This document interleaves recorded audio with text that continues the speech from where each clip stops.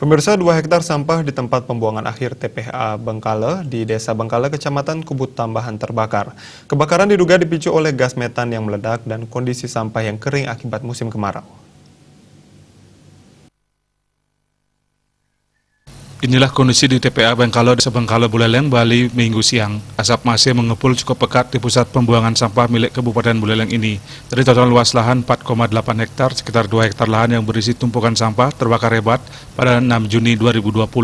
Terjadi 2 kali kebakaran saat itu, yakni sekitar pukul 11 WITA siang hari dan berhasil dipadamkan dengan 4 unit mobil pemadam kebakaran. Kemudian malam harinya kembali terjadi kebakaran dan berhasil dipadamkan oleh unit pemadam kebakaran.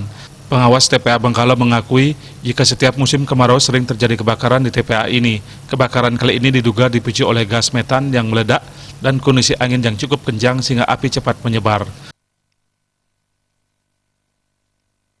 Kejadian kemarin, kebakaran di TPA Bengkale ini, jamnya persis jam setengah 11 siang.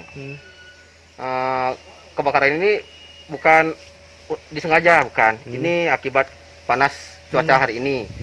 Dan yang menyebabkan gini, gas metannya, gas metan dan korek gas itu.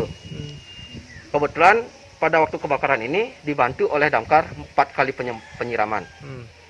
Malamnya lagi meletup apinya sekitar jam setengah 11 malam.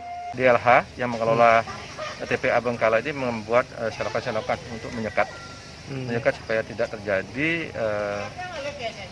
kebakaran. Kalau terjadi kebakaran supaya tidak meluas, jadi dibuat selokan sehingga kalau terjadi lagi kebakaran itu akan terlokalisir.